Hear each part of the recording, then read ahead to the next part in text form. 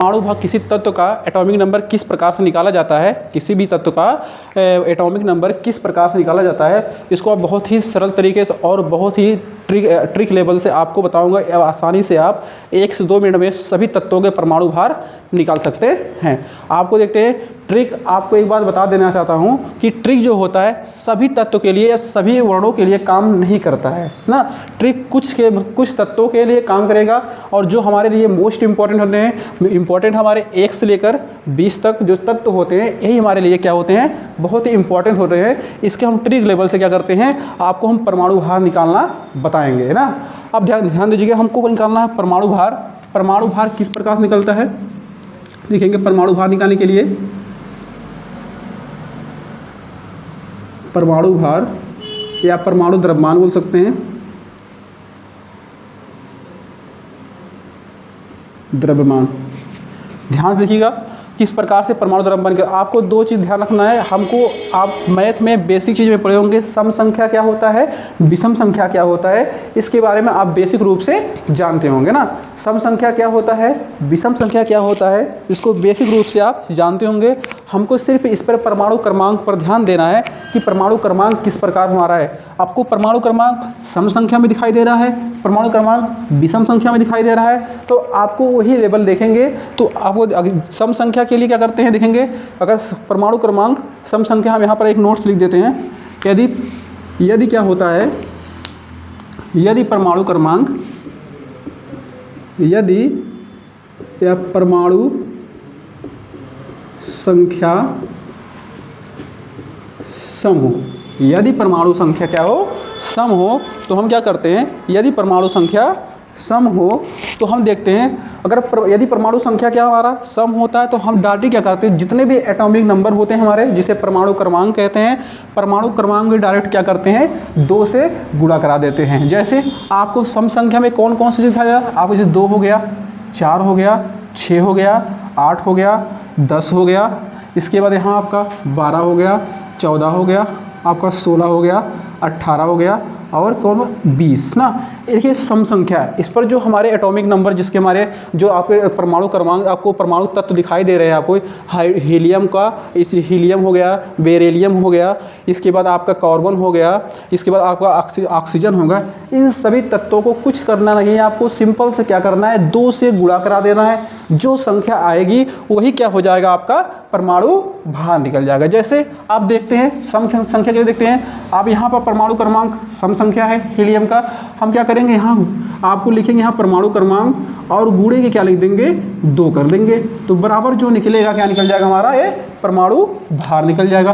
तो यह इसका परमाणु भार क्या हो जाता है, 4 हो जाता है। हमको पॉइंट में नहीं देखना है, कहीं भी एटॉमिक नंबर किसी भी चीज़ में निकालेंगे आप, एटॉमिक नंबर का कोई भी एटॉमिक मास निकालेंगे तो आपका यही निकलेगा हमारा। आपको हमेशा काउंट नहीं किया जाता है कि हम पॉइंट में रखते हैं, जो पॉइंट हमारे दिए गए उसमें लिख दें, ऐसा हमको जरूरी नहीं होता है। हम देखेंगे इसका परमाणु क्रमांक की तरफ परमाणु भार 4 हो गए।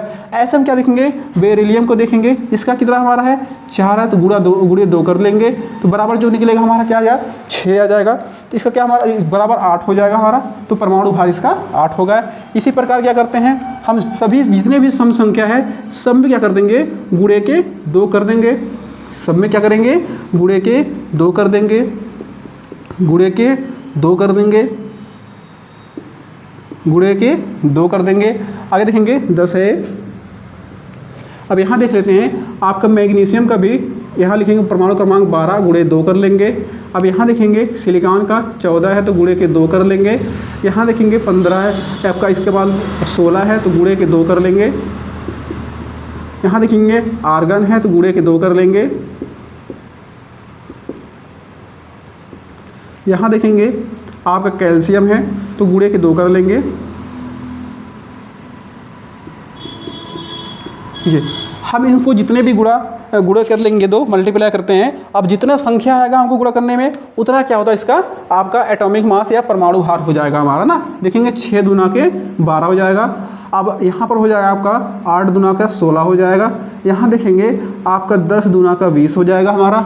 यहाँ देखेंगे 12 दूना के 24 हो जाएगा। यहाँ देखेंगे आपको,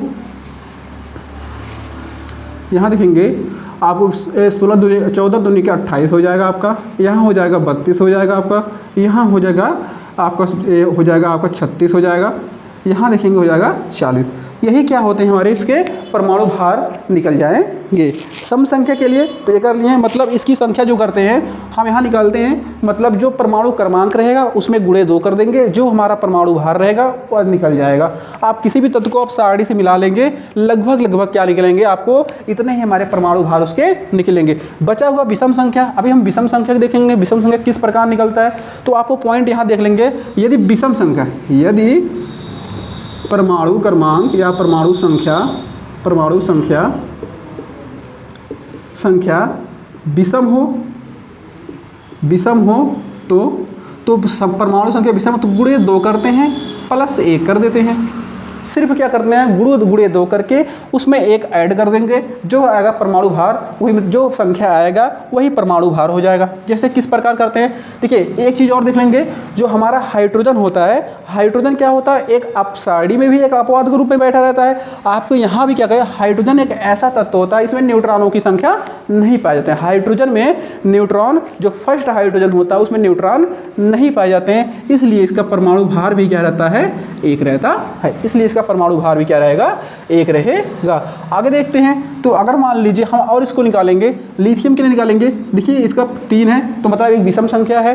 विषम संख्या के लिए क्या करेंगे, यहाँ डायरेक्टली परमाणु क्रमांक गुणे के 2 प्लस के 1 लिख देंगे, बराबर जो आएगा वो निकल जाएगा। जैसे यहाँ देखिए 5 है तो परमाणु क्रमांक 5 है, गुणे 2 है, प्लस के 1 कर देंगे। सेम टू ऐसे ही यहाँ करेंगे।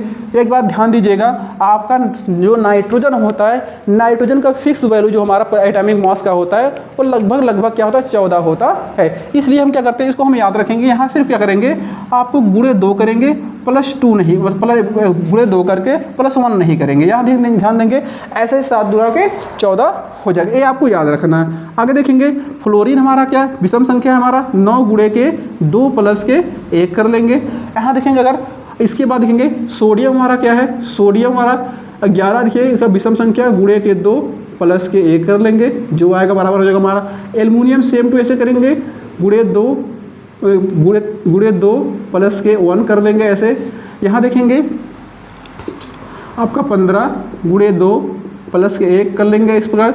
यहाँ देखेंगे 17 गुणे 2 प्लस के 1 कर लेंगे। यहाँ देखेंगे 19 गुणे 2 प्लस के 1 कर लेंगे। इस प्रकार करते हैं। चलिए इसको जोड़ देते हैं, हम क्या करते हैं, अब सीखिए बेसिक मैथ लगा सकते हैं। इसमें क्या करेंगे, 3 दूना के 6 प्लस 1 करेंगे 7। यहाँ देखेंगे क्या हमारा 11, मतलब यहाँ पर देखेंगे 5 करेंगे, 5 दूना के 10, 1 11 हो जाएगा हमारा। 5 दूना 10, 1 11। यहाँ देख लेंगे, इसी प्रकार क्या करेंगे हम देखेंगे क्या हमारा, आपको जानते हैं, आपको बताया गया नाइट्रोजन का क्या होता है, जो परमाणु क्रमांक 7 विषम संख्या भले से होता है, परंतु क्या होता है इसका 14 ही होता है। इसका परमाणु भार क्या होता है, एटॉमिक मास क्या होता है, 14 ही होता है। यहाँ देखेंगे आपका यहाँ फ्लोरीन देखेंगे 9 है, क्या 9 दूना के 18, 1 19 हो जाएगा हमारा, यह हो जाएगा हमारा 19। आगे देखेंगे सोडियम के लिए क्या करेंगे, 11 दूनी के 22, 1 23 हो जाएगा हमारा। इसी प्रकार क्या करते हैं, हमारा 13 दूनी के 26, 1 27 हो जाएगा। और ऐसे और देखेंगे आपका अगला हमारा है, लेकिन 15 दूना के 30, 1 31 हो जाएगा हमारा, क्योंकि ये सब विषम संख्या है। अब विषम संख्या के लिए जस्ट आपको बताया गया यहाँ पर परमाणु संख्या विषम संख्या हो तो गुणे 2 प्लस के 1 कर लेंगे। ऐसे क्लोरीन से देखेंगे तो 17 दूनी के 34, 1 35 हो जाएगा। आगे देखेंगे आप यहाँ देखेंगे 17 दूनी 34, 1 35। और यहाँ देखेंगे अगला हमारा 19 है, आपको 19 दूना 38, 1 39, 38, 1 39। इसी प्रकार क्या करते हैं, सभी तत्व का परमाणु भार निकाल सकते हैं। अगर संख्या विषम हो तो क्या कर सकते हैं, गुणे के 2 प्लस के 1 करेंगे। यदि संख्या सम हो तो गुणे के 2 प्लस के डायरेक्टली क्या करेंगे, गुणे के 2 कर देंगे, है ना। आप किसी भी संख्या को ऐसे निकाल सकते हैं। आपको अगले वीडियो में बहुत ही आसानी से परमाणु द्रव्यमान किस प्रकार निकाला जाता है, आपको ऐसे जैसे इससे ट्रिक से बताया गया वैसे आपको ट्रिक से आणविक द्रव्यमान भी निकालना अगले क्लास में बताया जाएगा।